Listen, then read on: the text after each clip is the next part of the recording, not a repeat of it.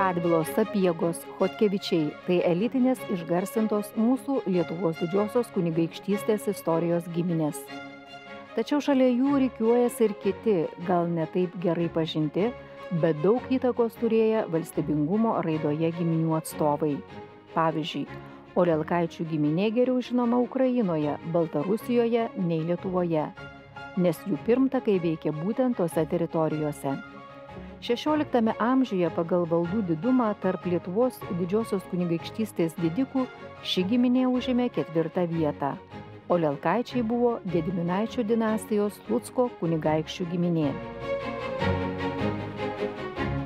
Slucko kunigaikščiai turbūt mums svarbus, kaip ir minėjau, XVI amžiuje, kadangi jie aktyviai dalyvauja politinėme valstybės gyvenime, dalyvauja, sakykime, prieš Maskvėnus, tame pačiame Arošaus mūšyje, Lietuvos metrikos, turbūt ir net pirmojo Lietuvos statuto pasirašyme. Taip, kad jie dalyvauja toj politikoje, aišku, užima gana aukštas pareigas politinėme elite ir dalyvauja netgi, kaip sakyti, ponų taryboje, yra ponų tarybos nariai. Bet kita vertus, jų giminės lizdas dvarai, tai vis dėlto yra dabartinėje Baltarusijoje, tai yra Kopylis ir Sluckas. Slucko pilis išlikusi dabartinėje Baltarusijos teritorijoje. Bet jeigu grįžti dabar, kaip yra Kijevui svarbu Olelkaičiai, tai jau minėjau, kad pirmieji, Aleksandras Olelkaitis rūpinosi Pečorų Laura, Uspėnijai soboro, ten buvo įkūręs netgi šeimos muziejų, kaip ir jo sūnus Simonas Olelkaitis, jie yra palaidoti Gediminaičiai Kijeve. Mes Kijeve, Pečorų Laurai, tiksliau Uspėnijai sobore, turime visą Gediminaičių panteoną. Galima turbūt suskaičiuoti Gediminaičių kilmės apie 15 veikėjų. Ir pirmiausia, čia yra palaidotas Vladimiras Algirdaitis, Olelkaičių giminės pagrindas ir pamatas, pradininkas. Kita vertus yra palaidotas pats ir Aleksandras, jo brolis Simonas ir kiti Olelkaičiai amžino poilsio atgulę yra Uspėnijos sobore. Pagrindinės Olelkaičių valdos XVI amžiuje buvo Slucko Kopyliaus kunigaikštystė, paveldėta iš Aleksandro Olelkos tėvo Vladimiro Algirdaičio. Ji išlaikyta iki 1621 metų, kol mirė paskutinioji giminės atstovė Sofija Olelkaitė. Sofija Olelkaitė, dar vaikas būdama, liko našlaitė ir reikia pasakyti, kad labai turtinga našlaitė dėl to, kad ji buvo paskutinė Olelkaičių giminės atstovė ir paveldėjo tas Slucko ir Kopyliaus žemes, buvo kunigaikštytė ir vaikas būdama buvo auginama, globojama giminaičių Chodkevičių. Taigi, galima sakyti, kad galbūt jinai čia Vilniuje ir yra augusi ir Vilniuje dėl jos vos neįvyko karas tarp dviejų galingiausių tuo metu giminių, jau minėtųjų Chodkevičių, o taip pat Radvilų. Olelkaičiai, Gediminaičių dinastijos atstovai, nuo pat pradžių buvo stačiatikiai ir stačiatikybės globėjai. Šios giminės ištakos siejamos su Vladimiru Algirdaičiu, Algirdo sūnumi, Kijevo kunigaikščių. Manoma, kad Vladimiras buvo paskirtas Lietuvos didžiosios kunigaikštystės vasalinių kunigaikščių Kijeve prie Mėlynųjų vandenų mūšio arba iš karto po Algirdo mirties. Tačiau Vytautas 1394 metais atėmė iš jo Kijevo kunigaikštystę ir vietoj jos davė valdyti Kopyliaus Slucko kunigaikštystę, iš kurios ir kilo Olelkaičių giminė.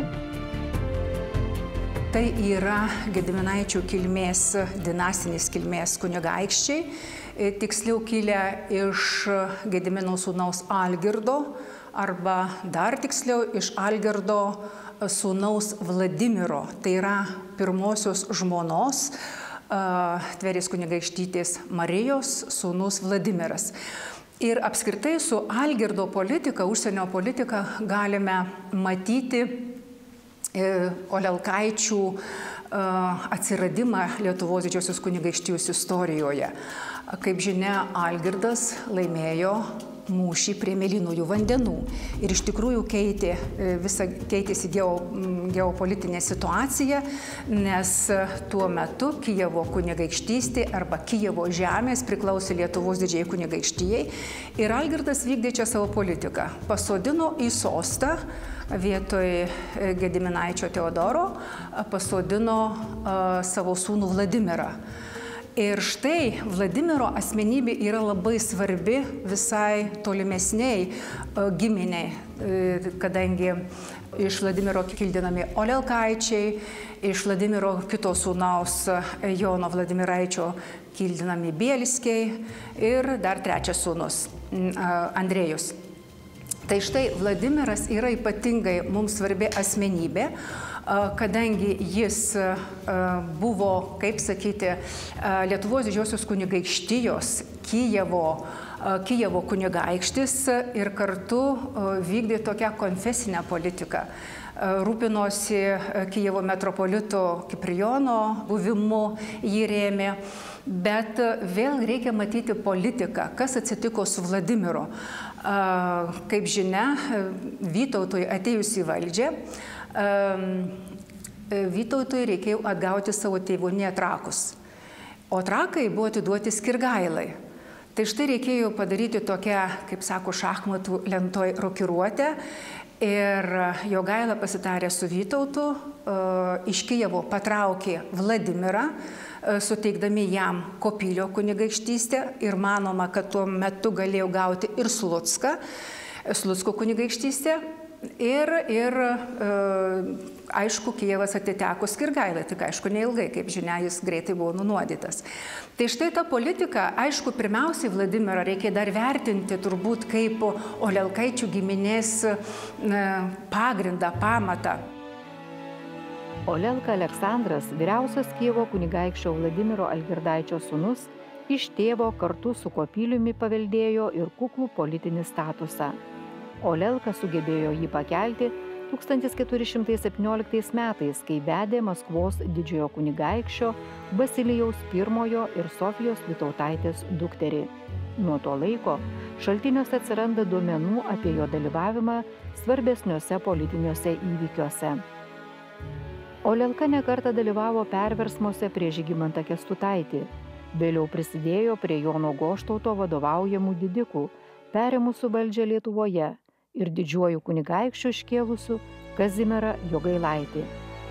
Apie Olelką, anot Olelkaičių giminės globotojo, 16 amžiaus kronikininko Motiejaus Strijkovskio netgi kalbėta kaip apie galimą kandidatą į Lietuvos sostą, tačiau jis svajojo tik apie tėvo prarastą Kijevą. Kazimieras pripažino šią teisę. Po Vytauto mirties Aleksandras atgauna Kijevo kunigaikštiją, savo tėvoniją valdyti. Tai maždaug, kada jau ateina Kazimieras Jogailaitis į valdžią, jis tampa Kijevo kunigaikščiu, tarsi susigrąžina savo tėvonijos žemės. Dar reikėtų turbūt pasakyti, kad aišku vidaus konfliktai po Vytauto mirties, Švitrigailos atėjimas, Švitrigailos nuvertimas, tai Aleksandras irgi taip svyruoja Olelką.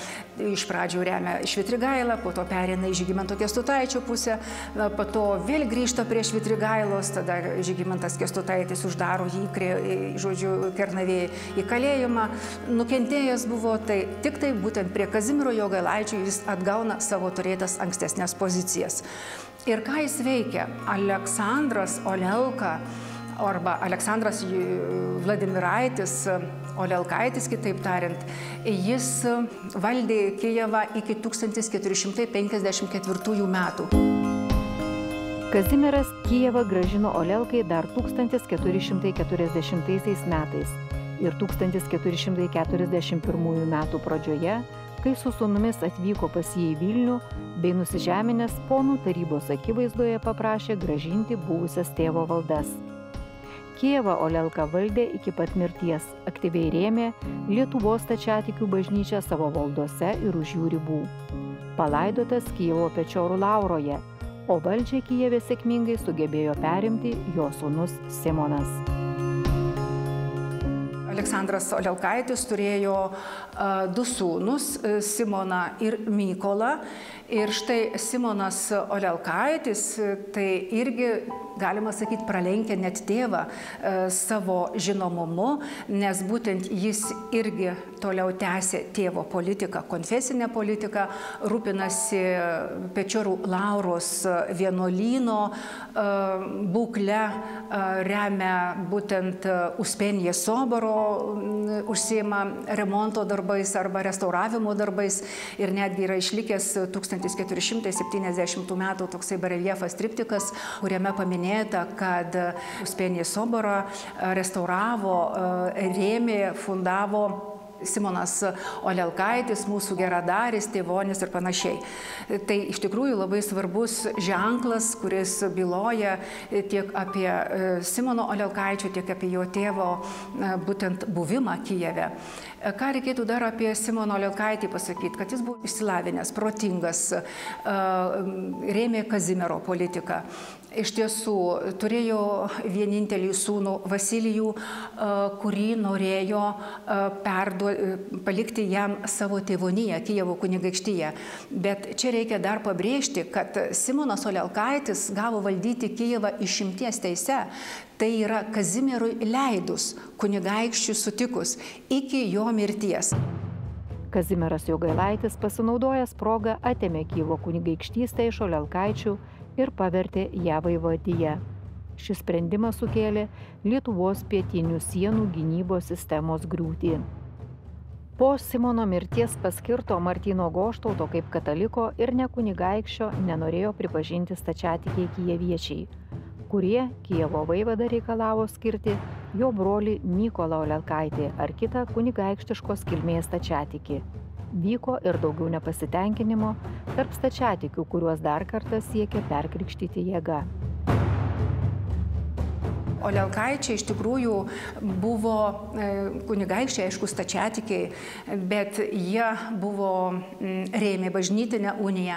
Ir čia reiktų prisiminti tokio Kijevo metropolito Mizaelio laišką, kurį pasirašo Olelkaičiai ir kiti didikai, teigdami, kuriame laiškas tai yra Romos popiežiui, kuriame teigiama, kad mes pripažįstame, reiškia, tą bažnytinę uniją ir kad mūsų neverstų antrą kartą krikštytis. O ką darė Lietuvos vyskupai, Lietuvos arba Lietuvos didžiosios kunigaikštijos, Lenkijos vyskupai, katalikai? Tai jie tuos stačiatikius, kurie integravosi tą katalikišką visuomenę, liepdavo antrą kartą persikrikštyti. O stačiatikiam, kadangi jie yra krikščionys, tai reiškia, kad jie tarsi verčiami į katalikybę. Tai štai jų tas graikų apeigų katalikybės tas statusas tarsi naikinamas, tai už tai jie priešinosi ir būtent Mizaelio laiškas tą rodo. Tai štai Olelkaičiai aiškiai buvo ten išreiškę savo pozicijas, kad jie yra su Romos katalikų bažnyčia, bet yra graikų apeigų katalikai. Taip, tai štai dabar kas įvyksta? Netenka vaivadijos, Martynui Goštautui numirus postą užima kitas Kijevo vaivadas, nekilmingas, bet didikas, nekunigaikštiškos kilmės, tai yra Jonas Chodkevičius. Ir štai Olelkaičiams sukyla didžiulis pyktis. Jie ne tik netenka tėvonijos, jie netenka netgi tokių politinių pozicijų. Simono brolis, Lucko kunigaikštis Mykolas Olelkaitis tuo metu tapo paskutiniu savarankišku Novgorodo kunigaikščiu. Mykolas Olelkaitis su Jonu Alšėniškiu, Fiodoru Bielskiu buvo sudarę sąmokslą nužudyti Kazimierą Jogailaitį. Po Mykolo mirties be abejo buvo suduotas didžiulis giminiai toks prestižinis smūgis. Ir manoma, kad po to likęs jo sūnus, Mykolo sūnus Simonas Mykolaitis Olelkaitis, dar tuomet buvo mažametis, tai visą, kaip sakyti, giminės turtą, tėvonijų valdymą, tai yra Slucko kunigaikštystę, Kopylio kunigaikštystę valdė jo motina, kuri iš tikrųjų, sakykime, tose privačiose valdose įkūrė Slucko pilį ir Sluckas tampa kultūros tokiu dvasiniu centru. Kovos dėl sosto ir valdžios buvo įtemptos. Kazimiero Jogailaičiui mirus į Lietuvos didžiosios kunigaikštystės sostą pretendavo Mykolo Olelkaičio sūnus Simonas II. Šis ir jo sūnus Jurgis I, kuris vėliau pasižymėjo kovose su Krymo totoriais. Be kitų valdų Jurgis I dar turėjo Liškevą ir Veisiejus. Juose pastatydino bažnyčią. Jo žmona buvo katalikė iš Radvilų giminės. Tad ir konfesiniai pasirinkimai giminėje prasiplėtė nuo stačiatikių iki graikų katalikų apeigų išpažinėjų. Jeigu mes paimsime toliau Simono Mykolaičio sūnų Jurgį Simonaitį, jau 16 amžiaus pirmos pusės veikėją, mes jį galime pavadinti Jurgiu I, tai iš tikrųjų jis ir metrikoje, ir kitose dokumentuose rašosi Slucko kunigaikštis. Įdomu tai, kad jis irgi tęsia, sakykime, Lietuvos didžiojo kunigaikščio Žygimanto senojo politiką, aktyviai dalyvauja valstybės kariniuose reikaluose, Oršos mūšė, netgi buvo Konstantino Ostrogiškio karo mokyklos kaip mokinys dalyvavęs Oršos mūšė, išmoko kariauti, kaip sakyti, išėjo karo mokyklą. Kita vertus ir Olšanecos mūšėje prieš totorius yra dalyvavęs, vedė katalikę Elžbietą Radvilaitę ir dėl to turėjo prašyti pas Romos popiežių leidimą, gauti leidimą, kad tuokėsi su katalikė, bet jis, aišku, jau buvo toks labiau graikų apeigų katalikas. Tai štai to Jurgio I irgi ryškus, sakykime, ryški veikla Lietuvos didžiojoje kunigaikštijoje, kaip karo veikėjo, kaip kovotojo už Lietuvos žemes, sakykime, ir tada jo sūnus, jau Jurgis II pavadinkime, irgi labai aktyvus veikėjas, yra senato narys. Ir be abejo, čia turbūt reikėtų pasakyti, kad Radvilų partijos rėmėjas Žygimanto Augusto ir Barboros Radvilaitės draugas, nes dalyvavo jų vestuvėse, lydėjo Barborą Radvilaitę į Krokuvą. Akivaizdu, kad po Liublino unijos Olelkaičių reikšmė smuko. Nesėkmingi ketinimai konkuruoti dėl kunigaikščio sosto nesutvirtino giminės pozicijų. Paskutinis Olelkaičių vyriškos giminės palikuonis Jurgis III mirė 1586 metais.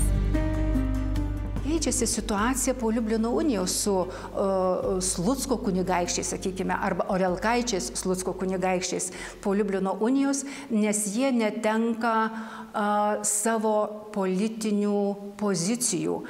Kaip žinia, Slucko ir Kopylio kunigaikštystės buvo prijungtos prie Minsko vaivadijos, o Minsko vaivadijos vaivada jau dalyvauja kaip senato narys. Tuo tarpu Slucko kunigaikščiai, Olelkaičiai netenka savo senatoriaus kėdės. Ir aišku, dėl to jie kovoja, rašo Žygimantui Augustui prašymus, kad grąžintų jiems tas sostas priklauso nuo seniai ir taip toliau ir taip toliau. Tai štai ir netgi Jurgio II sūnus, jis turėjo 3 sūnus, tai tas, reiškia, Jurgis, sakykime, III, jau 16 amžiaus antra pusė, irgi kovoja dėl senatoriaus kėdės. Tačiau, aišku, dar ką reikia pasakyti, kad jie buvo pretendentai, vieni iš pretendentų į Lietuvos didžiojo kunigaikščio pozicijas, į Lietuvos didžiojo kunigaikščio sostą. Tai čia irgi buvo labai svarbu, bet aišku, buvo kai kurių didikų, jie remiami, keliami į tas pozicijas, tačiau aišku, tas nepasitvirtino. Kiti, sakykime, Jurgio II sūnus 2, jie keliavo po Europą, tapo katalikais, mokėsi geriausiuose katalikiškuose vakarų Europos universitetuose. Tai štai ir Olelkaičių Sluckių šaka baigėsi 16 amžiaus pabaigoje, jau prie Zigmanto Vazos 1392 metais, jau vyriška linija išmiršta. Olelkaičiai giminystės ryšiais buvo susijęs su garsiausiomis to meto didikų giminėmis – Radvilomis, Chodkevičiais, Ostrogiškiais, Kiškomis. Vis dėlto mirus Jurgiui III, jo dukros Sofijos globa atiteko Chodkevičiams, artimiems giminaičiams pagal motinos liniją. Giminės galva, Žemaitijos seniūnas Jurgis Chodkevičius ėmė iš anksto rūpintis globotinės vedybomis. Mūsų istorijoje yra žinoma Slucko kunigaikštytė, kuri ją galima susijęti ir su mūsų sostinė Vilniumi. Kaip žinia, ji labai anksti neteko tėvo, motinos, liko našlaitė ir jos globa užsiėmė tuo metu Jurgis Chodkevičius, Žemaičių seniūnas, ir vėliau jam numirus užsiėmė jos globą tęsė Jeronimas Chodkevičius. Ir vėlgi Chodkevičiai, kaip žinia, į areną ateina Jonas Karolis Chodkevičius. Ir buvo sutarta, kad Slucko kunigaikštytė Sofija bus ištekinta už Radvilo Perkūno sūnaus Jonušo Radvilos. Tačiau Chodkevičiai dėl vėlgi Kopysės dvaro problemų, kadangi ginčai buvo su Radvilomis, nesutarė turtiniai dalykai, tai jie sugalvojo neatiduoti Slucko kunigaikštytės Radviloms ir dėl to įvyko karinis konfliktas Vilniuje, kaip žinia, plačiai nuskambėjęs, mūsų istoriografijai žinomas. Galiausiai konfliktas įsisprendė be kraujo praliejimo. Nežinia, kas nulėmė taiką, tačiau greičiausiai abi pusės pagaliau suprato, kad tokioje ankštoje teritorijoje kariauti neįmanoma. Chodkevičiai atidavė Sofiją Olelkaitę, Slucko ir Kopyliaus paveldėtoją, į žmonas Jonušui Radvilai. Vestuvės įvyko 1600 metų rudenį viename iš Brastos soborų. Kiek ten meilės buvo tarp Jonušo Radvilos ir Sofijos Olelkaitės, tai dabar jau sunku pasakyti. Jie susilaukė poros vaikų, kurie mirė dar būdami visai maži. Begimdydama trečią vaiką pati Sofija miršta ir jos palaikai Slucke katedroje palaidojami ir nesuyra. Žmonės patiki, kad ji yra šventoji ir kada vyksta choleros epidemija, jos tie palaikai buvo nešami aplinkui miestą ir buvo patikėta, kad būtent jie ir išgelbsti miestą nuo choleros epidemijos. Paskui jos palaikai nukeliauja į Minską ir tenai sovietiniais metais yra medicinos institute netgi eksponuojami kaip savotiška mumija, bet per Antrąjį pasaulinį karą yra iš ten paimami, slapstomi ir galiausiai dabar patenka į Minsko katedrą ir tenai yra jau gerbiama kaip stačiatikių šventoji. Sofijai Olelkaitei ištekėjus už Jonušo Radvilos Slucką valdė Radvilų giminė iki pat abiejų tautų respublikos padalinimo, o Olelkaičių giminės vardas Geso. Prabėgus dar keliems šimtmečiams, šios giminės nuopelnai ir išlikę paveldo ženklai liko istorijos pažinimo paraštėse.